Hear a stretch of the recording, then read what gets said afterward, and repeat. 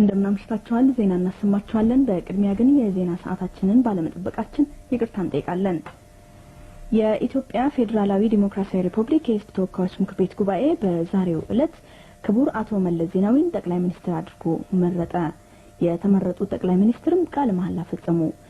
ጉባኤው ብቸኛ ተወዳዳሪ ሆነው የቆረቡትን ክቡር አቶ መለስ ዜናዊን በሙሉ ድምጽ የመረጠው በምክር ቤት ውስጥ አብዛኛው መቀመጫ የያዘው ኢህአዴግ እጩ ጠቅላይ ሚኒስትር የማቅረብ መብት እንዳለው በጸደቀው ሕገ መንግስት አንቀጽ 73 በተደነገገው መሰረት ነው። በዚህ መሰረት አዲስ የተመረጡት ጠቅላይ ሚኒስትር የሀገሪቱ ርዕሰ መስተዳድር የሚኒስትሮች ምክር ቤት ሰብሳቢና የጦር ኃይሎች ጠቅላይ አዛዥ በመሆን በመጪዎቹ 5 ዓመታት ሀገሪቱን ያስተዳድራሉ። እንደዚሁም የህዝብ ተወካዮች ምክር ቤት ያወጣቸውን ህጎች፣ ፖሊሲዎች፣ መመሪያዎችና ውሳኔዎች ተግባራዊ መሆናቸውን የሚያረጋግጡ ሲሆን በነገው ዕለት የሚቋቋመውን ካቢኔ ይመራሉ። አዲሱ ጠቅላይ ሚኒስትር ክቡር አቶ መለስ ዜናዊ ከዚህ በተጨማሪም የሀገሪቱን የውጭ ፖሊሲ በበላይነት በማስፈጸም የመስተዳድሩን ስራ አፈጻጸምና ብቃት በመቆጣጠር አስፈላጊ የሆኑ የእርምት እርምጃዎች የመውሰድ ከፍተኛ ኃላፊነት ተጥሎባቸዋል። በዛሬው ዕለት በሙሉ ድምጽ የተመረጡት ጠቅላይ ሚኒስትር መለስ ዜናዊ የሁለተኛ ደረጃ ትምህርታቸውን አዲስ አበባ በሚገኘው የጄኔራል ወንጌት ትምህርት ቤት ያጠናቀቁ ሲሆን ከዚያ በኋላ በአዲስ አበባ ዩኒቨርሲቲ የሕክምና ፋኩልቲ እስከ ጥቅምት ወር 1967 ድረስ ትምህርታቸውን ተከታትለዋል። በ1967 ወታደራዊ አገዛዙን ለመታገል ከትግራይ ህዝብ ነጻ አውጪ ግንባር ጋር የተቀላቀሉት ክቡር ጠቅላይ ሚኒስትር በቅድሚያ የማዕከላዊ ኮሚቴ አባል ከዚያም የፖሊት ቢሮ አባል በ1981 ደግሞ የህዝባዊ ወያኔ ሓርነት ትግራይ ሊቀመንበር ሆነው አገልግለዋል።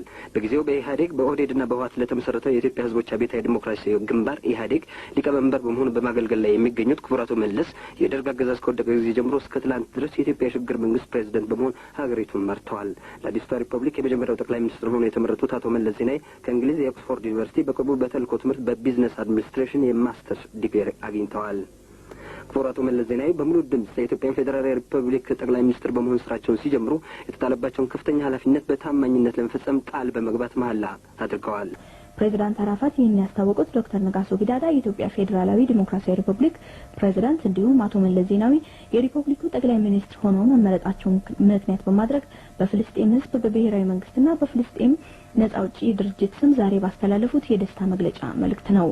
ሚስተር ያሲር አራፋት ለፕሬዝዳንት ዶክተር ነጋሶ ጊዳዳ ለጠቅላይ ሚኒስትር መለስ ዜናዊና ለመላው ኢትዮጵያ ህዝብ ባስተላለፉት በዚሁ የደስታ መግለጫ መልእክት የተገኙት ድሎችና ክንውኖች ህዝቡ በነጻነትና በተረጋጋ ሁኔታ ወደሚናፍቀው ዲሞክራሲያዊ ስርዓት ለመድረስ መንገድ የከፈተ ነው ብለዋል።